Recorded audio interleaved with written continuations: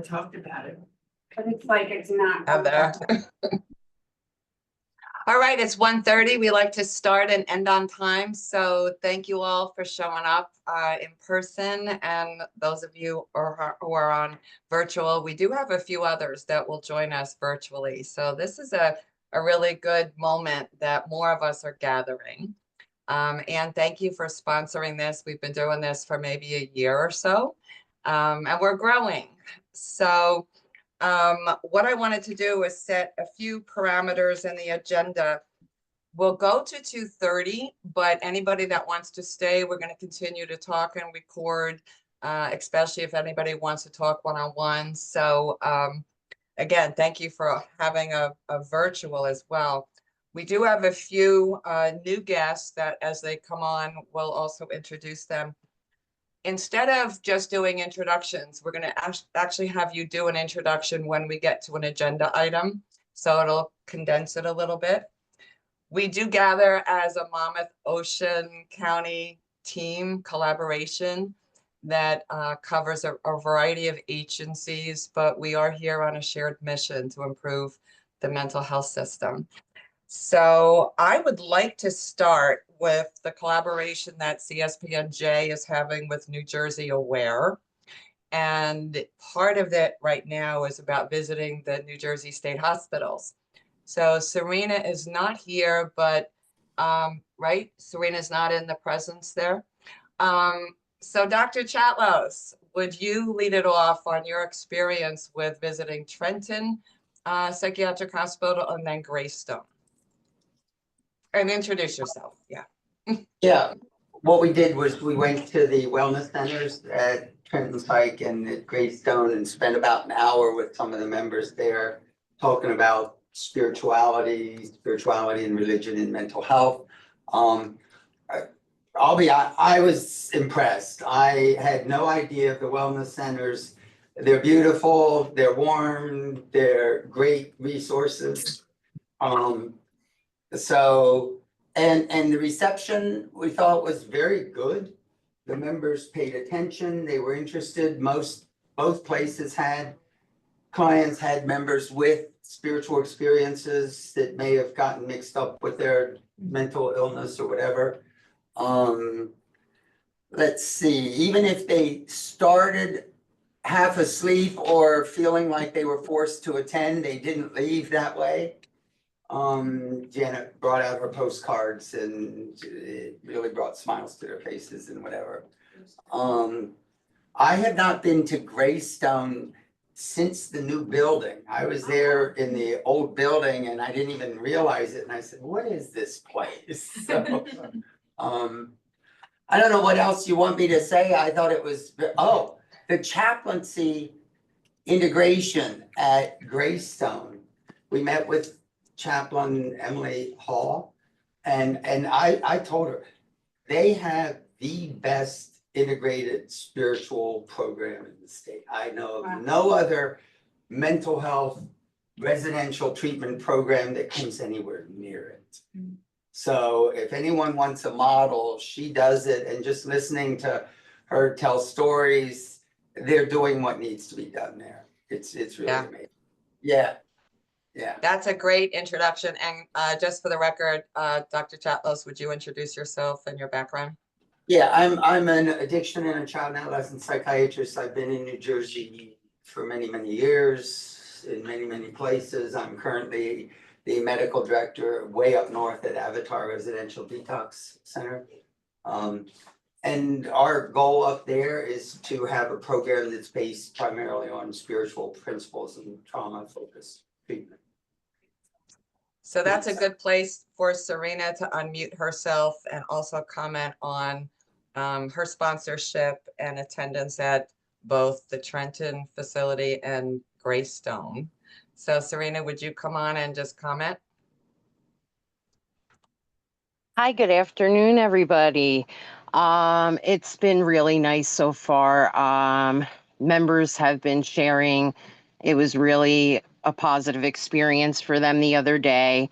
They're still raving about the postcards, and we are very excited for you to be coming to Ancora next week. And yeah, it's been really nice so far. Yeah, so a lot more will come out in a press release. We hope to initiate. And Ancora is on 2/28. We'll talk about some other events that are happening next week. But it's been very fulfilling for me. My real heartfelt space is with the members.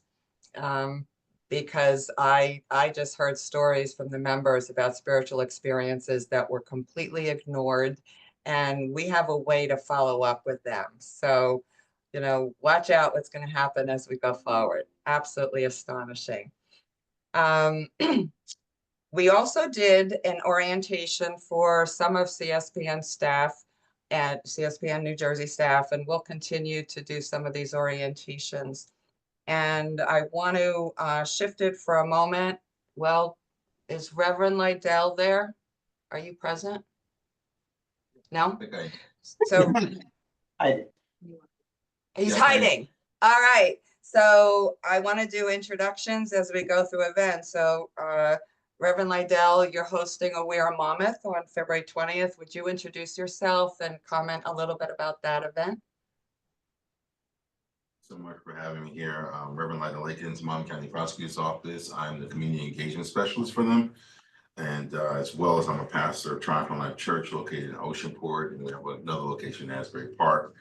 I work along with most of the chiefs in setting up their chaplaincy program, as well as kind of uniting our faith-based community across Monmouth County with our law enforcement agencies on the great days when things are going well. So when things go not so well, that the law enforcement has a connection and contact to kind of pull from. With that being said, on February 20th, we have our We Are Monmouth, which is a quarterly meeting that we allow faith-based and nonprofits to come together with our law enforcement agencies. It's at 1 o'clock. It's going to be at our prosecutor's office. And ideally, what we do is kind of sit around the table and kind of work out the world's problems. So glad you're here. And thank you for showing up, because we have a lot also to integrate and collaborate on.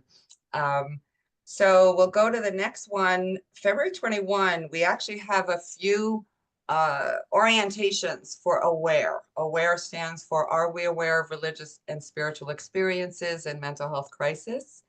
And one of them is Lynn Seward is sponsoring one. So Lynn, would you introduce yourself and tell us why you're sponsoring it? Hi, Lynn Seward, if you don't know me, Director of Behavioral Health at the Division Director of Behavioral Health in Monmouth County under the Department of Health and Human Services. Our title got longer. So what came out, we now have a behavioral health plan that I can share with you, Janet. So I think that's exciting. It was approved. So we have a behavioral health plan for Monmouth County. It's the very first one. Took a year to get here, but I can sleep again. So I do have permission to start sharing that out. But what was identified going through the process is that, you know, we needed more education and training for case management agencies, discharge planners, outreach workers in the county. And so with the help of Ashil, who's one of the co-chairs on the Behavioral Health Hub, we developed lunch and learn. So they're monthly. It's the third Friday of every month, and each month we pick a new topic geared towards teaching case managers, you know, communication skills, discharge planning, different types of case management. And Rosemary offered up you to present Janet. It'll be next Friday at noon, and it's virtual. I can share that link out with everybody, but she will be, who's your co-host? Is it you? It's you. Dr. Catlett will be co-hosting with Janet for the Lunch and Learn series. I actually got we're really excited about this. I told you. So it's I think we're gonna have a good turnout for that Lunch and Learn. So, you know, we're just moving forward. We've had a lot of people showing up, a lot of new people showing up, asking for the recordings, asking for PowerPoints if there is one. And so it's really taken off. And so it was a need and we filled it. And we're gonna continue, you know, at the end of the year, we'll see what everybody thinks. But I think we've had real success with that. Excellent. 2 points. One, who's the audience that actually will show up? So we share it out with the professional advisory committee.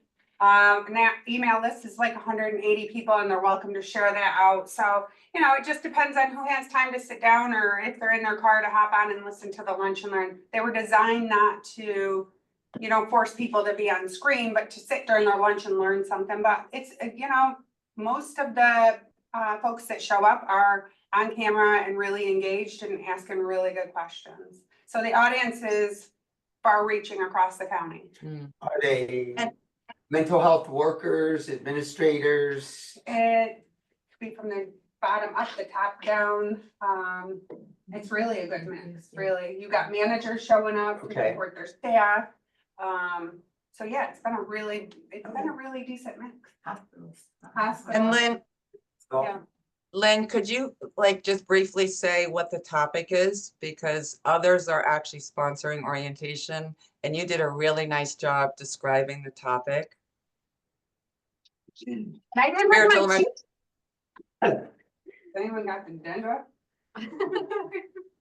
I didn't bring it, Janet. Oh no, spiritual emergency. Just do it off the top of your head. But so really, it's for people to delineate, like, or, you know, tear apart, like, is this a psychotic break or is this a spiritual encounter? Like, am I having a spiritual emergency? So, you know, I just bullet pointed kind of being able to walk through that and kind of give people, because I think so often people jump to the conclusion that it's, you know, it's just somebody having a mental health crisis. So I think this is going to be a really important topic for people to really, you know, be able to pull that apart and not, and I think just raise awareness about this topic.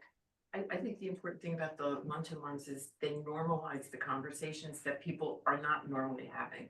So if we can normalize conversations, people don't have to, we can start, you know, we're not crying, we just do this with everybody, it's routine for us. And this is something that should be routine. Rosemary, would you introduce yourself? Thank you so much for showing up. You've been really helpful. So, yes, introduce yourself and we'll connect to other initiatives you're helping us with.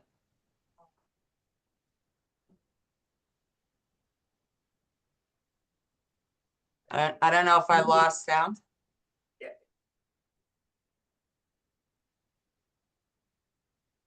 Rosemary, could you introduce? Yeah, I did, didn't I? Oh, sorry, I lost it, but it's okay.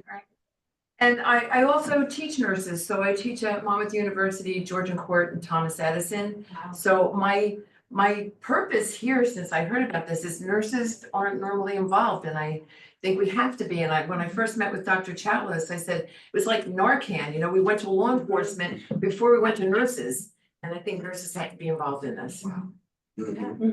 Yes. Yeah. Rosemary is a great addition to focus on psychiatric nurse or nurse education.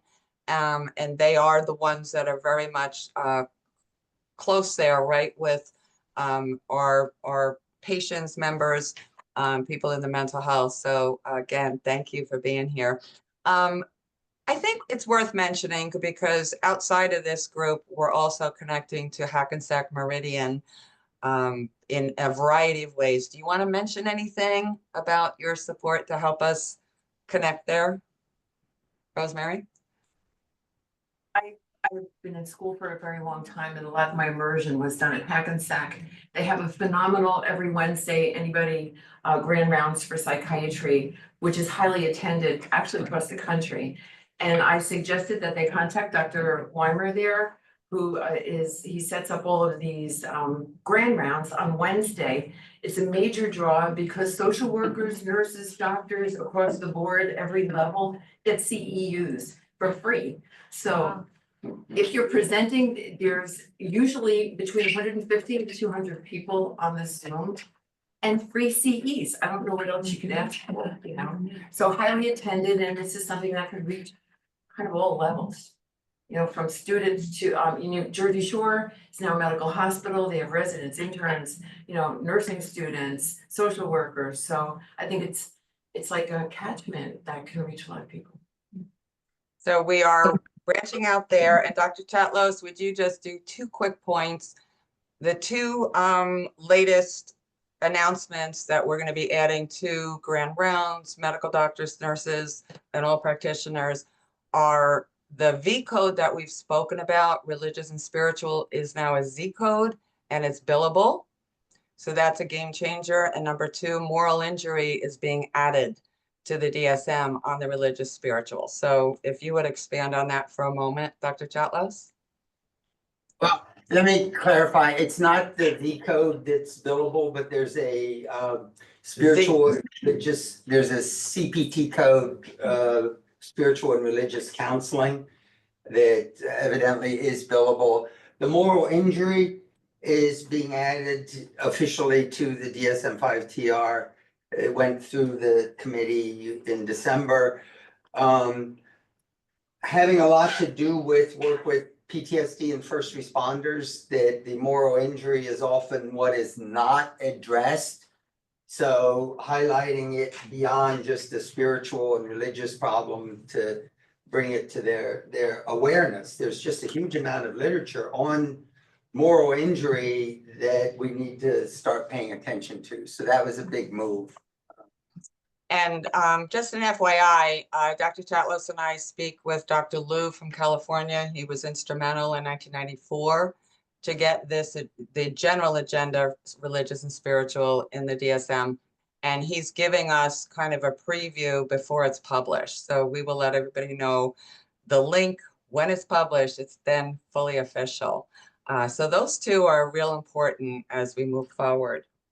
Janet, Oh, yes. Janet, let me just add, one of my concerns in psychiatry is the whole psychiatric profession and mental health field, including the DSM, has almost intentionally avoided putting spirituality as any kind of major role in mental health care. Part of my aim is to change that. I think it's time. So any efforts or any leads or any connections you have, I would appreciate it, because it's really an uphill battle. The amount of knowledge that went into trying to get something in the DSM-4 and all they got was a spiritual and religious problem was amazing. So whether how they're gonna be open, but I'm starting conversations with the profession and we'll see what we get.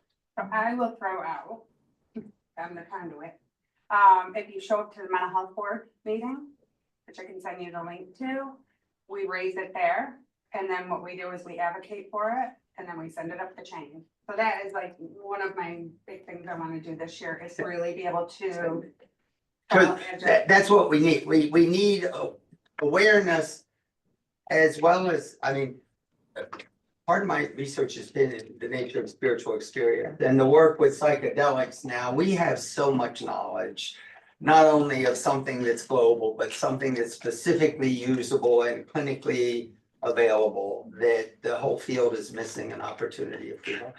Or if we let psychedelics take it over, which there's pros and cons, but that's going to be the major drive that we may be able to hang on to and get some better hearing. So we have Yeah. a board meeting next week, so I'll send you that link, the virtual. Oh. So Okay. you can make it, and you know, Keep me posted. you could take a 10-minute and give a 10-minute overview and introduce you, and let's put it out there. Let's Thank change the you. board for what it's meant to be for. Right. And it just, it's Excellent. we've never had that, like. So. Excellent, and that's actually why we're meeting, you know, this all starts happening. I'm gonna move it along with having Ashil introduce himself. And Ashil, you are also sponsoring an AWARE orientation for your staff. And I picked out one of many things that you do, that MHA Monmouth has a faith and fellowship that I think is worth highlighting. So why are you sponsoring an AWARE? And tell us a little bit about Faith and Fellowship. Hi, good afternoon, everyone. I'm the executive director here at the Mental Health Association of Monmouth County.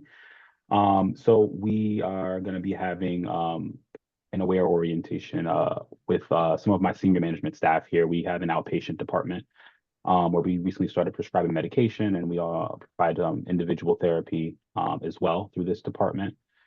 In general, at the agency as well, we do a lot of case management and work directly in the community with individuals who are dealing with mental health challenges. One of the programs we have is the Link to Care portion of the Arrive program, where we're responding and assisting to link individuals to appropriate mental health treatment and care following a crisis response that the police may respond to involving them.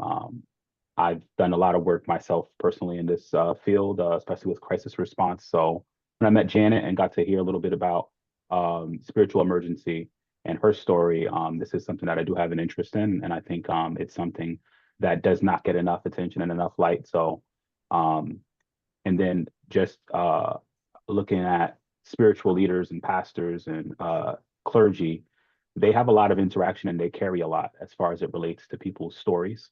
They're trusted by the communities they serve. So they're well positioned to, receive a lot of what individuals are experiencing. So that's really where our support line kind of started. And we do a monthly group with individuals, a weekly group with individuals in the state who are serving in their churches and serving in their spiritual groups in order to provide them with support, in order to ensure that they have a place to kind of release and a place to learn more information and gain more information. I think the ultimate goal is to ensure that our spiritual leaders throughout the state are supported, and at the same time, they're aware of some of the resources and programs that they can link some of their congregants to. At the Mental Health Association, we have one designated staff who does information and referral, and we're fielding calls primarily from people in the county, but we've gotten calls from outside of the state even for resources. And when that occurs, we just try to do research and find appropriate services and appropriate programs that we can connect those individuals to. And that same person, our information and referral specialist, is the one who runs that group with the clergy, with the spiritual leaders in the state. And in turn, she's able to provide a lot of resources to those individuals as well. And she's able to keep tabs on what some of the needs are that they're seeing with their congregants. So thank you, Ashiel, for sponsoring another orientation and especially this Faith and Fellowship. I'm going to link to Reverend Sparks' introduction in a moment. Over a year ago, we started this coalition, New Jersey Aware, and then linked into a collaboration with CSBNJ. And we early identified that pastors need support. We're asking pastors for more engagement in crisis. And yes, we want to offer education and all this, but we did identify early that pastors need their own support. We didn't get moving too far on that agenda, which is why I want to highlight what you offer, Ashiel, that at least there's that one moment, but let's see what we can do going forward. Reverend Sparks, would you introduce yourself and anything you want to announce or comment on what we've said so far? You've been here since the beginning. Ron Sparks, pastor Bethlehem Church, also worked with Lydell. Pastor Lydell is the chaplain for the sheriff's office as well as the borough police department. And we collaborate with the prosecution office to be a better support to law enforcement and be a liaison to the community. Also advocate for mental health from a parent as well as community leader. And saw very early the importance of mental health and collaboration and support for those who need the mental health assistance. And so I'm here more as a support for Janet and Dr. Chatlos, as well as work with Pastor Lydell as a liaison to ensure that we can connect people. We've worked with Ashiel, MHA. We have also worked with several of those who are here to be able to lend from the county. We've also worked with them as far as a community perspective. And while pastors do have some insight, there's also a shielding from the pastor because congregants do not want to share everything with a pastor. They may share certain things with pastors, but there are certain things they will not share unless they feel open. But what I also believe is that our advocacy is also to connect them with mental health professionals, so that we may or may not get involved, but we want to assist and guide them into getting the help that they need. So thank you, Janet, for the invitation. Yeah, absolutely. And thank you for staying with us since the beginning, Reverend Sparks. The last announcement I have here, and we'll do more at the end, NAMI is hosting a conference in New Jersey. We'll see what happens with that as we go forward. But I want to move it to a January event when a number of us attended the MLK breakfast sponsored by the YMCA. And we have our representative Leanne here. And thank you so much for volunteering. Juliana was not able to make it. We met her. And we'd like you to introduce yourself and anything you want to say about this meeting so far, because you're a new visitor. Yeah, thank you so much, Janet, for the warm introduction. Hi, everyone. My name is Leanne. I'm here just subbing in for Juliana. I also work for the Office of Senator Kim. I work specifically in our Jersey City office in North Jersey. But, I'm taking in everything that you guys are doing, and I'm writing everything down, and it's great to see exactly what it is that everyone's doing and learning more about the important work that you guys do. Where our office is here to not only just listen and hear the needs that you guys have, but, we want to continue this collaboration, and we want to be supportive as much as we can. And so, yeah, I'm very excited. Senator Kim, mental health is a crisis, and it's something that is very important, I think, today more than ever. So, in any way we can help, just let us know. You have Juliana, she's here. She's usually a person that I know you guys are used to or you see, but yeah, I'm just subbing in for today. So sorry. So sorry. Yeah, no, that's excellent. Yeah. On January 17th, we did list our wishes, our dreams. It was MLK Day. I have a dream that we can improve mental health. I would like to take a few minutes for anybody around the table to at least record your voice, like in a simple line. And we'll just keep adding to what is our message to Senator Kim. And we want to get other representatives involved as well. So anybody at the table, could you do it in one line or two on what is your dream for mental health system improvement in New Sure, Jersey? I'll go, Janet. This is Ann. Hi, everyone. Ann Smullen-Thieling. I'm the Chief Operating Officer here at Collaborative Support Programs of New Jersey, CSB&J. Just to sum it in one sentence, I think we know the overwhelming need for mental health and substance use services right now. I see an avenue for reaching folks is peer support. So I think funding alternatives to traditional mental health services. Again, there's a workforce shortage. There are a number of peers that really provide meaningful, life-changing support to folks. And I don't think we see that funded properly. In addition to that, alternatives such as peer wellness respites, where there are a place where someone can go and stay for up to 10 days instead of going to the hospital during crisis. So again, sum it up is just that one sentence is, expanding peer delivered services and alternatives throughout the state, what I would say. That's perfect. And yes, who's next? One line or two, because these are specific. Who's next? I'll go next. Lindsay, our Director of Behavioral Health, Monmouth County, under the Department of Health and Human Services. One of the things that was identified in the plan is we don't have a coordinated system of care. So that is my wish list. I want a point person in every county who is coordinating the care in the county and monitoring those cases. I find myself doing that high level managing of people's care, and it shouldn't be me. So, and we did write a letter for the board. So for the peer. Excellent. Thank you. Who's next at the table? And we'll get our virtuals. Practitioner, I have to piggyback on Lynn because I was going to say continuity of care, but I think it's improvement in discharge planning so that this warm handoff can happen instead of just referral. Because people need to, they can't do what we're asking them to do they're not gonna be successful, and sometimes we don't know that. So that was. Excellent. That was identified in our enhancement team through Rutgers, and we're trying to work. Try to work on Yeah, great points. Good, very specific. Who else?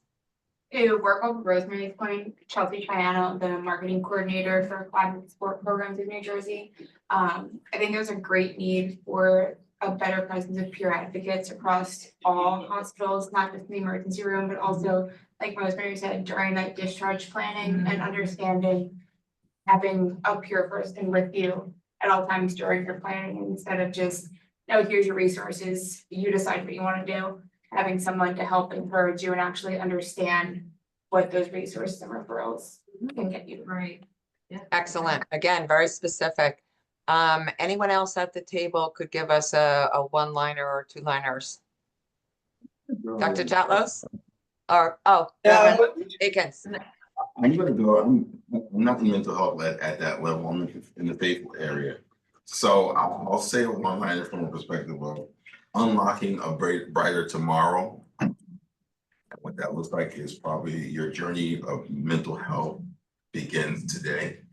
So I'm thinking one-liners. I just took the God factor out of that, just so it'll fit into what you guys are saying. I would add God into it, but that's to fit into the one-liner. Yeah. I think You can write me more and we'll send it in. So anybody can write more. Write me an email. That's my. Dr. Chatlos? Yes, you know mine.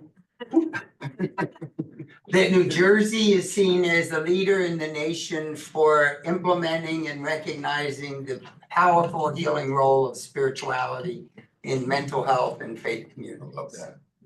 Yeah. Did I miss anybody? I can't fully see the table. So is there anybody else at the table that wants to speak?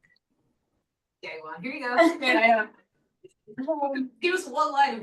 So Janet, we appreciate, she Solve the is problem. been hired special. Introduce yourself. Yeah, go ahead.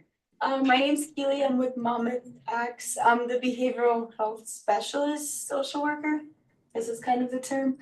So I just came today to meet a lot of the people here that work with behavioral health. So I can still give a one-liner. I would probably be like the follow-up on care after being in a hospital. So I feel like we get a lot of calls at the Monmouth X as well for what happens next. So yeah, but thanks for having me here.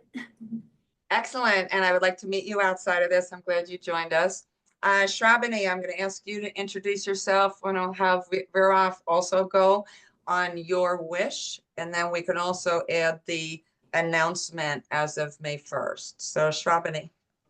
Hello, everyone. I'm Shravani Shah from No Stigma Network. I'm the founder and president as of now. My biggest wish would be to accept mental illness as a true medical illness for all race, gender, color, ethnicity, and educate caregivers, family members, and guardians, which is something that has been in my life for quite a bit.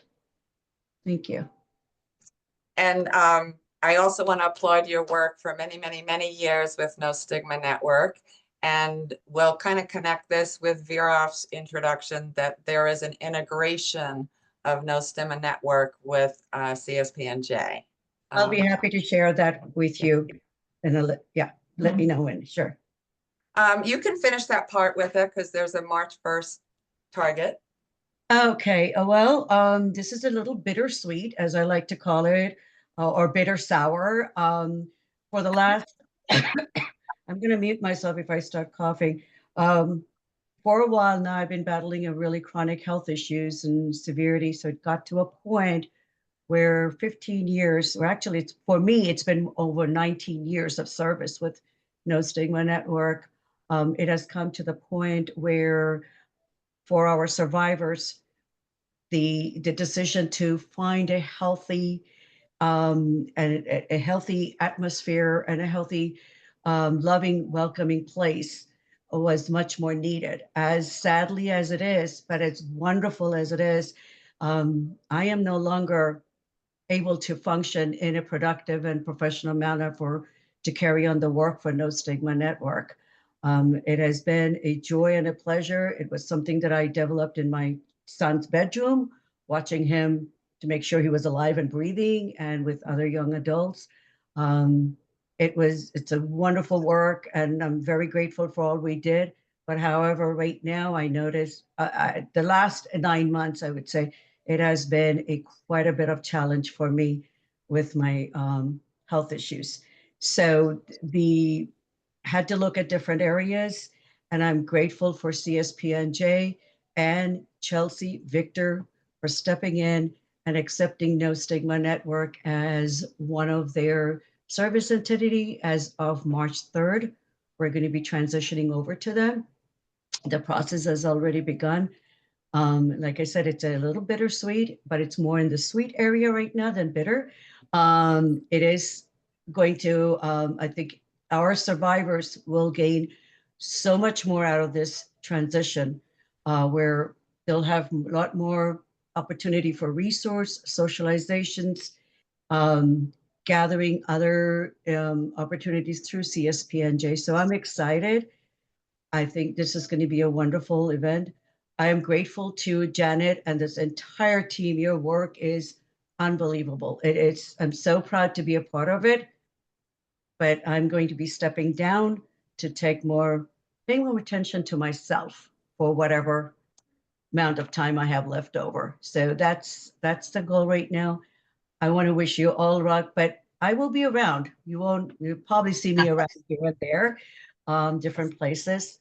When I'm healthy and strong enough, I will come back and start volunteering on different areas. I don't know what that holds for me from now till 6 months from now, but and No Stigma Network will be moving on to a better and bigger future for our survivors. But thank you all for everything. I'm grateful. Thank you, Shravani, especially also for showing up, and we will be with you through the transition. Viroff, we did meet at one of the No Stigma Network moments. Would you introduce yourself and comment on anything that's been said so far? Oh yeah, like Shrabani mentioned, I used to be a member of NSN, and NSN is kind of unique in the mental health area. You know, I mean, our objective was to remove the stigma, but what we are doing unique in terms of peer support is that we hold a lot of fun events for young adults. And by doing that, it kind of helps them be themselves and kind of progress in life, doing different things. And CSPNJ also is kind of big on peer support. And so, you know, I'm hoping that the transition goes well and we are still able to do everything that we were doing before. And of course, we'll miss Shabani, but I'm sure she'll be there to guide us. Absolutely. And thank you for jumping in on this today. We'll invite you, as we go forward. So I'm going to bring this back to Anne. And, I kind of pick up different things that are going on in CSPNJ. Would you like to do a briefing? And some of this might be old news, new news, I don't know. I was excited to see that you got a peer support assignment in St. Peter's. And anything else you want to announce of what's going on at CSPNJ? I'm just going to do a quick overview just because I'm not, there's some newer folks here. So CSPNJ is a peer-led statewide behavioral health organization. We've been around for 40 years. This is our 40th year, so we're really excited about that. We do a variety of peer-led and peer-delivered services. So, our entity was founded during deinstitutionalization when folks were just being dumped off in Ocean Grove and Asbury Park and that sort of thing. So it started as an advocacy organization for folks who had been psychiatric survivors at that time. And they really got together and advocated for decent, affordable housing. That's why we do supported housing. So we serve over 600 people throughout the state, with our community support services, just helping them remain in the community, avoid hospitalization, work through their wellness and recovery goals. Similarly, at that time, folks were advocating for places where they could go to get peer support. And that's where our community wellness center developed out of. So today we have 18 community wellness centers throughout the state. We have 2 here in the county as of right now. We're really looking forward to, you know, kind of combining those budgets and creating a really amazing new space in Asbury Park. So as those details, you know, develop, I will keep everyone posted. But another one of our service components is our peer respite, so I mentioned before, which is that alternative to hospitalization for folks in crisis. And with it being peer-led, people understand what it's like to be in crisis. So they're there working with folks. It's a 10-day stay. We do offer 30 days of follow-up support. Something we talked about here. We know how critical it is for folks kind of returning back to their homes, navigating that. And then more recently, you know, at our community wellness centers, we saw the need and the increase of folks experiencing homelessness. So more recently, in the past 5 years or so, we've been doing more and more outreach to the unhoused population. So we currently operate 3 warming centers in the state, one in Ocean County, one in Kearney in Hudson, and one in Barrington in Camden County. So we're doing a lot of outreach, so that's kind of growing. What Janet alluded to earlier is we also operate a peer advocate program in Middlesex County. That's a county funded program where we place peers in the screening center as well as the hospitals. So just having a peer there to be that compassionate ear while someone is in a crisis, and navigating that psychiatric screening process can be very overwhelming, especially if it's someone's first encounter. They don't know when they can leave, or you know what that is really holding for someone. So the peer is really there to shepherd them through that process. So we've been operating that program for over 10 years now. We're really excited. We just signed the MOU with St. Peter's University Hospital in Brunswick. So we're in the screening center, Robert Johnson and Howard Bay. Now St. Peter's. So you know, we also operate, we were awarded, CSBJ was awarded Monmouth, Ocean, Middlesex, and Union counties for the mobile crisis outreach response teams. So that's looking like it's gonna start March 3rd. I'm so hesitant to like give a date on. I whisper it because it's like, it's been pushed out so many times, but we know, like, we are absolutely getting to the fruition of that, like being able to be offered. So really, so it's a statewide initiative, but you know, each county has a provider. For Middlesex, Monmouth, Ocean, and Union, it's DSP&J. So what that really means is if someone calls 988, if they're in crisis, from what we're told, about 75% of the phone calls that go through 988 are handled over the phone, meaning there's no additional intervention needed. So for those 25% who do need additional support, MCORT will be an opportunity. You know, the call taker can suggest 988, and our MCORT team will come out. That's a trained and certified peer specialist and a bachelor level staff person, go out as a team, meet the person where they're at in their home, at their job, wherever they are, you know, and help them de-escalate that crisis. So we know that's going to be starting soon.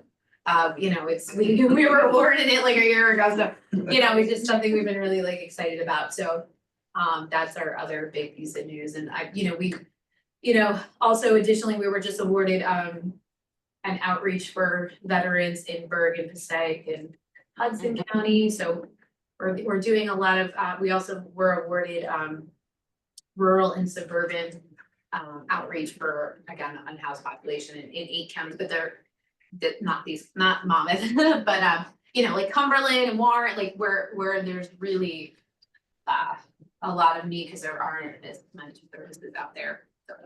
Are the outreach workers here? So like a veteran to veteran? Oh yeah, Okay. well, we know it's really critical, Yeah. especially with vets. Like if you're not another veteran, like Yeah. it's like they're Right. not gonna, you know, and I get it.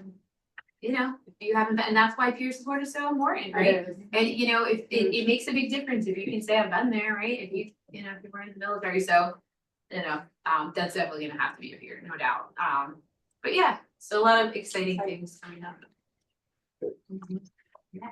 So just a point that I think is astonishing to me, the MCORT teams, they can actually sit and have 3.5 hours as opposed to 5 minutes and run somewhere. Yeah. Yeah, so it's up to Did you 3 read- hours. Up to 3 hours. That's huge. For To visit. really, For visit, that's incredible. Yeah, that's huge, yeah. it's huge. It makes a difference from, you know, being abruptly handled to being very carefully handled and giving people a chance to call a clergy or call a family member and get into a conversation versus an immediate, let's go just, you know, put you in a hospital. So that's fabulous. And we should promote a lot more of this that's going on. I'm going to invite Chelsea and Lisa to comment, given that we're talking about CSP&J. You are behind the scenes doing, you know, some really good support out to promote all of this. You've also done a really nice job with a press release. We're going to have more. So both Lisa and Chelsea, if you would introduce yourself and comment on anything that's been said so far and how you want to promote some of this. Janet, thank you. This is Lisa. I am the Community Development Director here at CSP&J. I've been here for almost 6 months now, but my background is in the PR, marketing, communications area. So I was able to help here Chelsea, the one-woman amazing team that she is, for all of the marketing that we do. So we can get all of this good information and awareness out. So we've been working closely with Janet over the past few months for some of these releases she mentioned in the email for the visits and some other things we have going on as well. So Chelsea, if you maybe want to go next. Thank you, Lisa. I think Lisa really summed it up on worth and covered all of the things that we're running around doing. Yeah, I think to Lisa's point, and as Janet mentioned, something that we have gone through, and as our 40th year comes around, we have 40 years of service and incredible life-changing work under our belts, but we still encounter a lot of times entering a room where people say, who's CSP&J? What is that? What service do you provide? I've never heard of you. How do you provide so many things, but I have no clue who you are? So being able to collaborate and learning a lot from Lisa as well, and more of that communication side, we've really been able to build a strong foundation to get not only our services out there and more accessible for individuals who don't know about us by physically expanding our services, but utilizing that mode of press releases, utilizing new ways of media, and having individual connections with community partners, showing up in in-person events, and just overall making our presence known for the sake of allowing individuals to know that we're here. There's always someone, some outlet ever serving across the state for those who need it. Chelsea, I'm going to go back to a conversation a while ago. I think we had it, but when Dr. Chatlos and I first connected with CSP&J, I, as a lived experience, Dr. Chatlos serving from psychiatric care, we did not know we had 3 peer respites, and one in right in Dr. Chatlos's backyard. I am so excited to help New Jersey to hear that that exists, that peer support exists in all of this outreach. And so I just want to open up the conversation for a few moments. What would you all want to say of what else we need to let New Jerseyans know? What do we need to let Senator Kim's office know, among other senators and congressmen? But I'm talking about New Jersey residents. You know, we have so much going on. What else do we need to let them know? So let's just take a few moments to hear. What else do we need to talk about?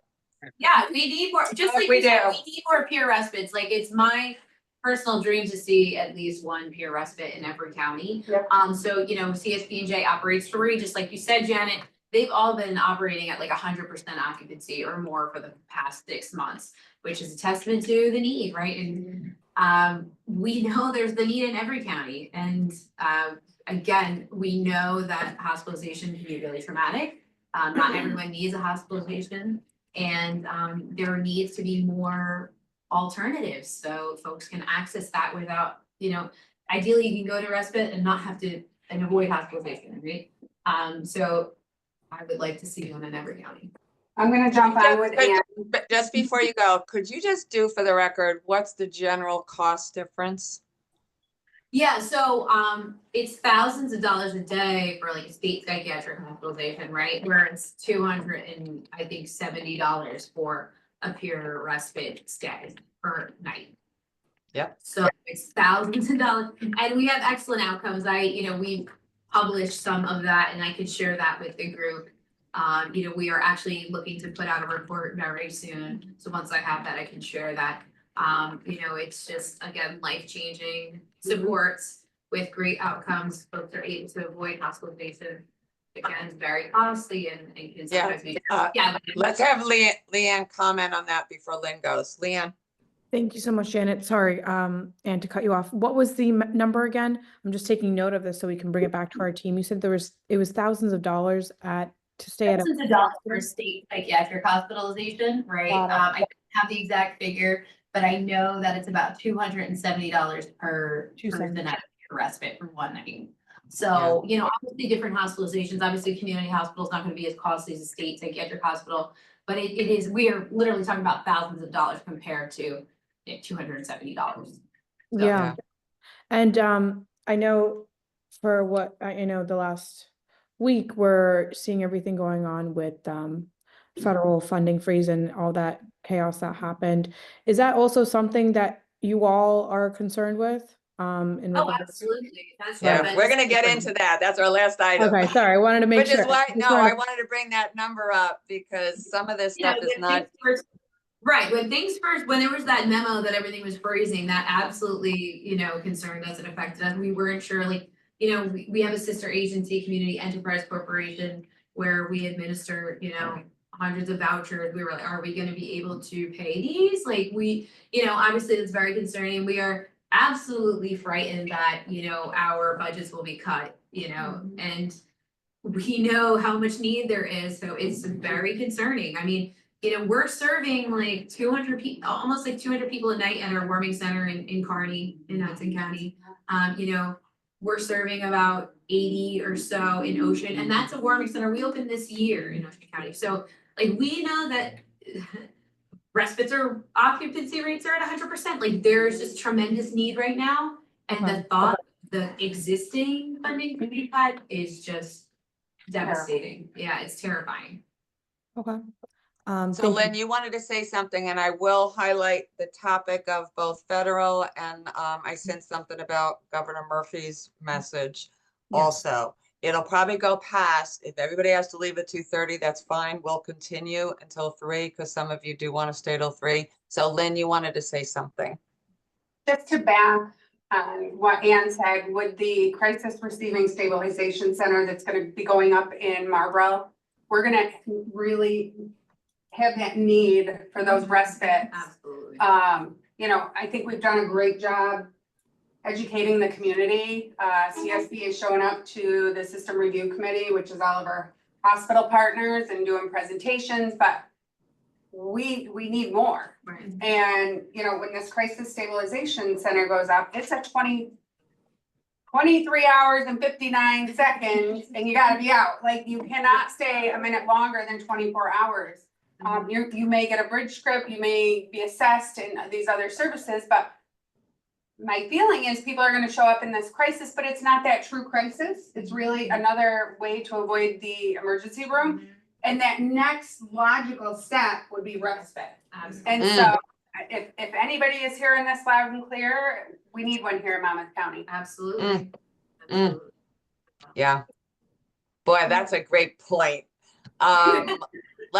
Let's continue, and I will close it at 2:30, but we'll continue for those who have to leave. I did want to, Don't go ahead. forget Serena. I don't think you've had Serena introduce herself. Yeah, she did early on. Yes, but Serena and anyone can always jump in here. We'll close.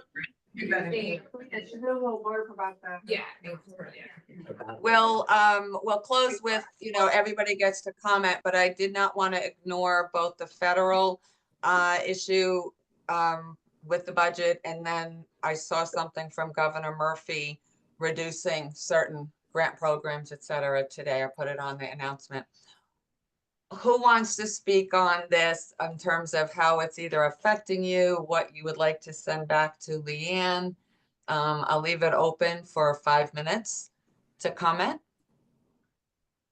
If I can speak on behalf of my survivors before I go, this would be my last meeting. One of the things that has come to my attention is the access for counseling, therapy sessions. They have to wait quite a while. One survivor told me it was almost 6 weeks wait. Another one told me it's a 6-month wait to see a therapist who specializes in ADHD and ADD. I think that's really ridiculous because the person needed help. So perhaps we can focus in a little bit more on that, on top of what everybody else had said. And definitely the fundings. Medicaid is one of the biggest things. Majority out of 10 of my survivors, 9, just in hypothetically stating, are on Medicaid. And all of them are going to be losing it soon.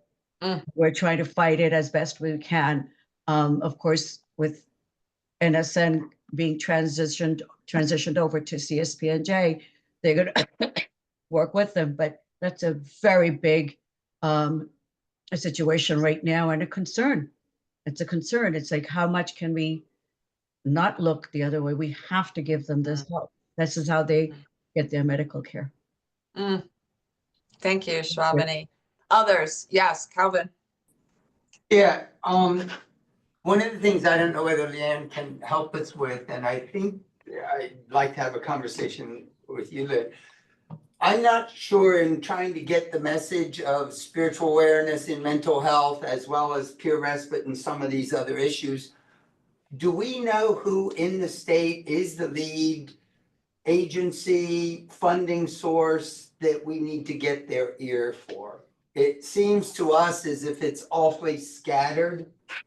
And I don't know whether help from a senator I mean, that's would certainly help. one avenue. Again, I think when we talk about mental health, spirituality, substance use disorder, utilizing our boards, utilizing the professional advisory committee, the behavioral health hub, those platforms that kind of sit under my division, using those platforms to advocate and, you know, push these things forward. And that's what I was saying, Anne, we just wrote a letter and now I feel like I need to shoot the letter to you about the great work about peer support during COVID.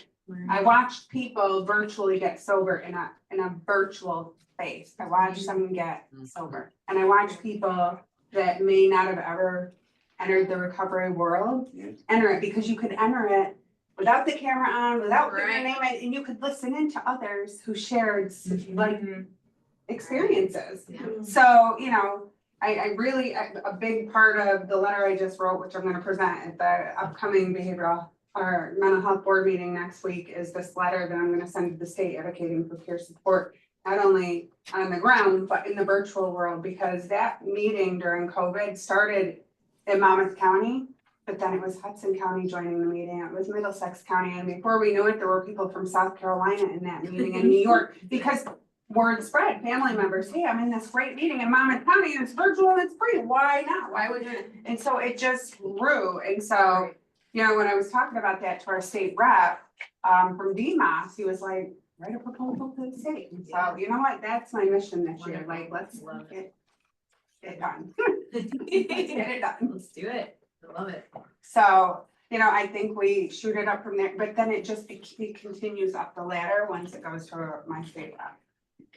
So, and so both, I feel like both spaces, you know, politically and using, you know, DMAS is the appropriate spaces to push this through. And then another thought I have before I lose it is crisis intervention training for police, right? So we train twice a year. We do about 35 to 40 police officers in the county. We train them, you know, on mental health crisis.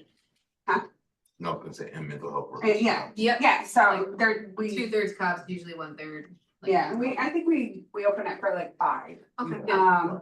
You want a little bit, yeah. But I think that's another space, right? Because an officer isn't gonna be able to delineate what's going on either. And so we're trying to teach them, like, somebody who is hearing voices may appear to be under the influence, like really trying to train law enforcement. And so this is another place where we might be able to push it in. Absolutely. Yeah, CIT is critical. Yeah. We'll take another few comments. We can officially close, but then we'll continue just to respect the time. Would anybody else like to weigh in and comment to Leanne or each other on the financial challenges?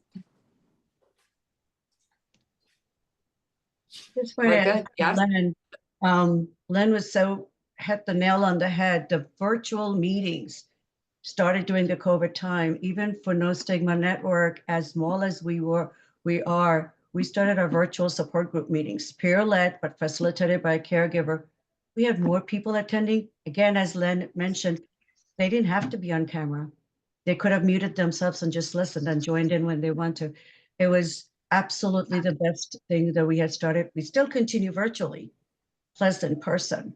And the other thing I would point out, what Lynn also had said is, lately with my health issues, I've been facing tremendous challenges. A lot of them had to do with medication. If I drove, I chose not to drive my car, but I have had so many side effects. I literally felt and looked like somebody in substance abuse. Literally. If I had gotten on the car, I definitely would have been arrested. That's a misunderstanding, not paying attention to that, hey, this could be a medicine related, medical related, not necessarily a substance abuse. So that's definitely a concept that gets misused all the time. So paying attention to that through the CIT training, I think it's so much needed on that. So the CIT training, thank you for connecting that dot. Here's what I want to offer Leanne to take back, because Juliana heard us. We would like to invite Senator Kim, and if there are other representatives, to join us, but Senator Kim to do a virtual meeting with us. We also want to invite Senator Kim to visit at least a peer respite and one of the state hospitals, Greystone. It could be Ancora because that's closer to his office. So those are two specific asks, and there's nothing like visiting a place to really get it. So Ancora, we can schedule at any time, but a virtual with this group, we would love to be able to do that and get at least a response at some point that we could do it. Does that sound reasonable, Leanne, to even ask? Yeah. I definitely noted that. That's something that we can take back to the team. His schedule is very busy and chaotic right now with everything going on in the Senate. But nonetheless, the work that you guys are doing is very important, and the senator cares deeply, and he is, he wants to appreciate and, learn more about what it is that you guys do. It's a very important piece. So what I can do, I'm going to bring that back to my team. I'm going to see what it looks like, and hopefully we can get something together. We just got to figure out, a lot of things. There's a lot of things happening. We're a new office. Sure. This is important work, and whether it's a senator himself or one of us from our office, we would be so honored to come and see the centers of the work that you guys do, and really get down to the nitty-gritty and see it with our own eyes. Oh, yes. After that, and then, hopefully, we can amplify these voices, amplify the awareness. Excellent, excellent. So we will take you up on that. We'll send you the schedule of our visits. As we officially close, could we get at least some comments of what was the value of this hour spent together? How did this work for you? What's your takeaway? How did it help you in your mission, your work? What's your takeaway? What's your comment as we close? We'll ask some of the folks at the table.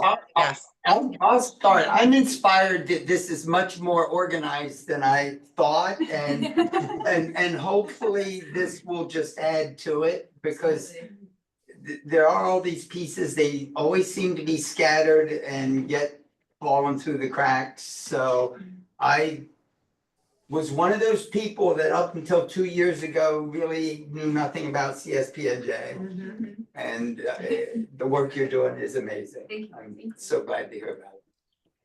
I'm taking a picture of the video here, but hopefully before you go, that Chelsea can take a picture of the room if people are okay with that. Others, what was the value? Was your hour well spent? Any comments as we close? I can go. I think it's important that we all, gather together and hear about the good work that is going on. We're always willing to offer our space here. So, we really get a lot of value out of this. So again, anytime in the future we can do it here or, but we really appreciate everyone coming in, sharing. So it's good. We get a lot out of it. So, Anne, just on that note, that is a closure, we're gonna lean on you to come up with a date for the second quarter. But we can always meet, we can reach out to some others who have a location, but we'll kind of use yours as the headquarters for now. We like Others. I'm just saying, this is always available.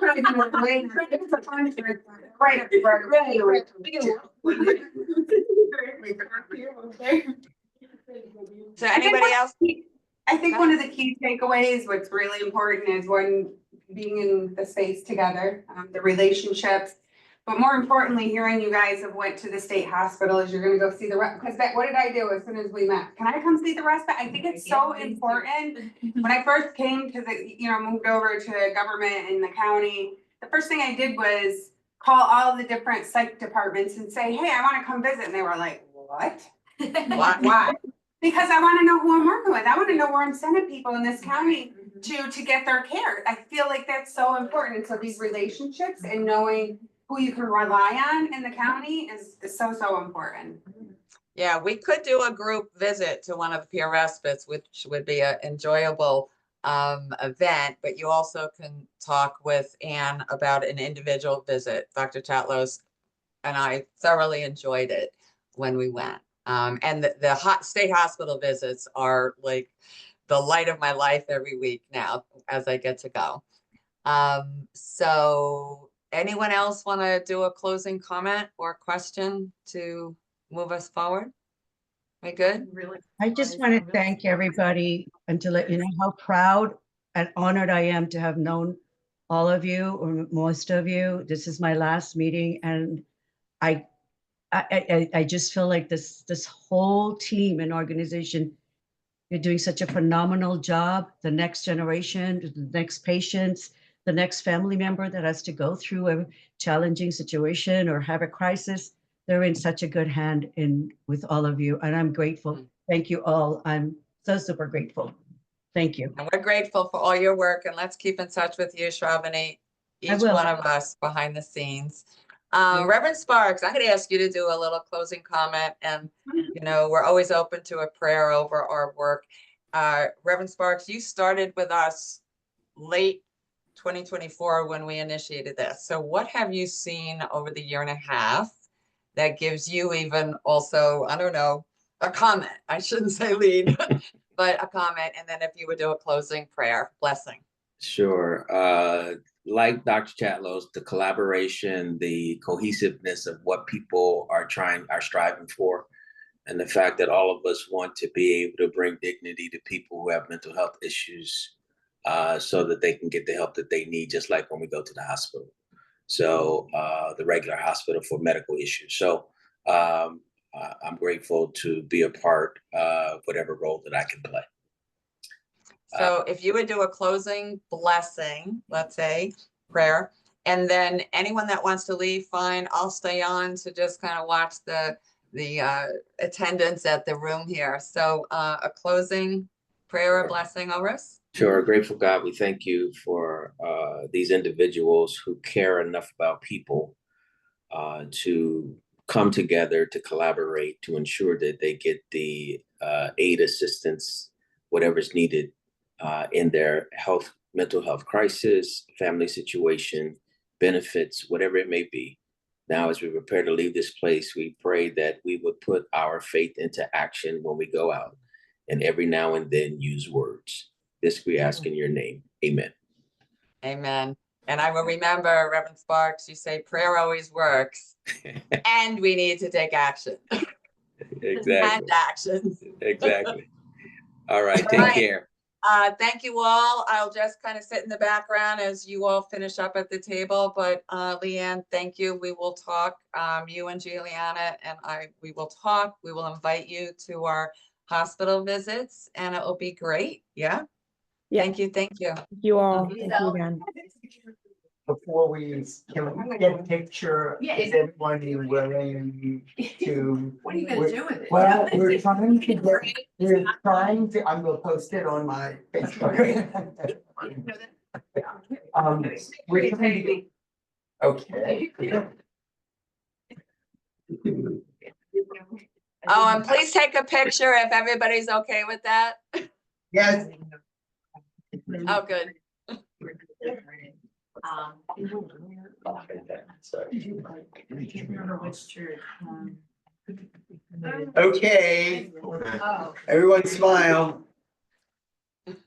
I'll take several. I'll even get up a little closer. All right. Now I need a big smile. Oh, come on.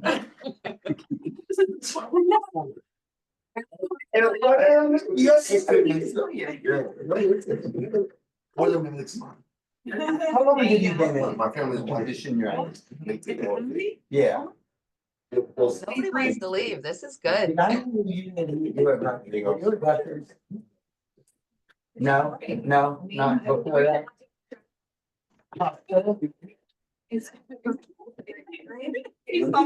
Institute for Prevention. You know, Connie Green, you might. Yeah. Either Ballard Methodist Church or Trinity. To talk about, I'd like to get you on this sometime. Okay. All right.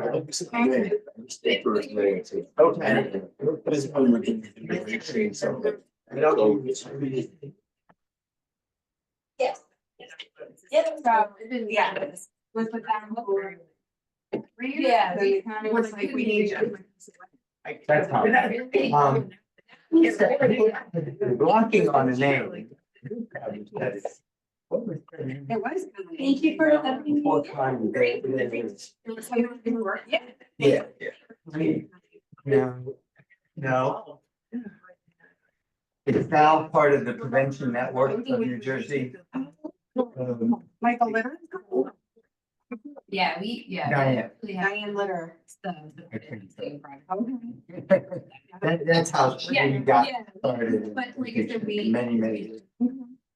Yeah, County Government Institute. But that's where I've met you before. Yeah, I mean, it's made it major to, we moved from there to here.